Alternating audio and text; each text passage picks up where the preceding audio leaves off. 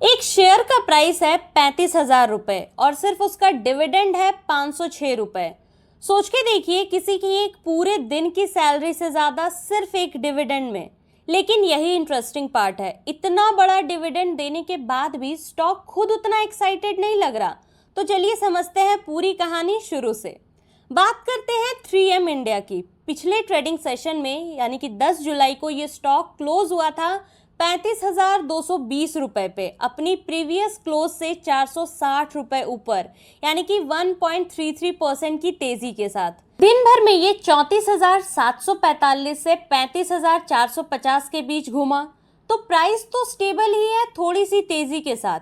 अब देखते हैं वो डिविडेंड वाली बात क्या है जो इसे इतना खास बना रही है। कंपनी के बोर्ड ने फिस्कल ईयर 26 के लिए टोटल 506 रुपए प्रति शेयर का डिविडेंड रेकमेंड किया है। इसमें 160 रुपीज है रेगुलर फाइनल डिविडेंड और बाकी 346 रुपीज है स्पेशल डिविडेंड। और यही स्पेशल डिविडेंड ही है जो इस पूरे नंबर को इतना बड़ा बना रहा है। अब जो भी इस डिविडेंड का फायदा उठाना चाहते हैं उसके लिए एक डेट याद रखना जरूरी है, 17 जुलाई 2026, यानी कि इस फ्राइडे। बस 5 दिन बाकी है, तो जो भी इन्वेस्टर्स उस दिन तक अपने शेयर्स होल्ड कर रहे होंगे डीमैट अकाउंट में, वही एलिजिबल होंगे। लेकिन यहाँ एक चीज क्लियरली आप समझ लो, ये अभी सिर्फ एक रिकमेंडेशन है, गारंटी नहीं है। कंपनी की 39th AGM अगस्त 2026 में होने वाली है और वहां शेयर होल्डर्स को इस डिविडेंड पे वोट करके अप्रूव करना होगा। उसके बाद ही AGM के 30 दिन के अंदर पेमेंट आएगा। अब ये सवाल उठता है कि कंपनी इतना बड़ा डिविडेंड दे कैसे पा रही है। इसका जवाब है कंपनी के रिजल्ट्स में। रीसेंट क्वार्टर में नेट प्रॉफिट में बड़ा जंप देखा गया, साल दर साल 200% से ज़्यादा का ग्रोथ, और रेवेन्यू भी डबल डिजिट परसेंटेज में बढ़ा। मतलब पैसा जेन्युइनली आया है और कंपनी के पास एक्स्ट्रा कैश था जो वो डिस्ट्रीब्यूट कर रही है। अब इसी वजह से स्टॉक के नंबर भी देखने ज़रूरी है। 52 वीक रेंज देखो तो ये स्टॉक 28,747 से 38,300 के बीच रहा है।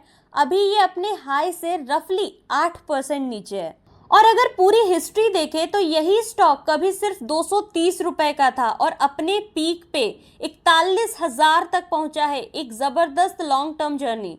लेकिन शॉर्ट टर्म में अभी ये थोड़ा क्वाइट कंसोलिडेशन फेज में है।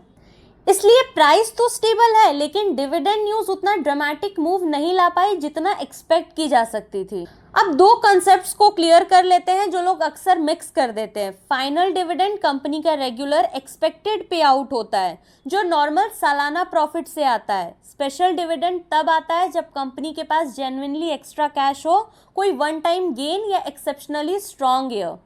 और record date versus ex date समझे तो रिकॉर्ड डेट वो है जब कंपनी अपने रजिस्टर में देख के डिसाइड करती है कि कौन एलिजिबल है, और उससे पहले वाले ट्रेडिंग दिन तक शेयर खरीदना ज़रूरी होता है क्योंकि सेटलमेंट में टाइम लगता है।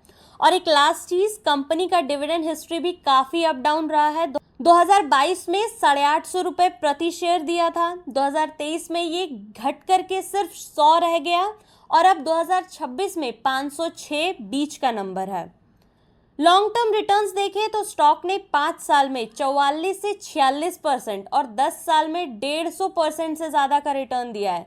लेकिन सेंसेक्स ने इसी 10 साल पीरियड में उससे ज़्यादा रिटर्न दिया है। तो ये समझना ज़रूरी है, हाई डिविडेंड का मतलब ऑटोमेटिकली हाई ग्रोथ नहीं होता, दोनों अलग चीज़ें हैं। तो ओवरऑल अगर देखा जाए तो नंबर बड़ा है, स्टोरी इंटरेस्टिंग है, लेकिन अप्रूवल अभी बाकी है और स्टॉक का मूवमेंट उतना ड्रामेटिक नहीं है जितना हेडलाइन लगता है।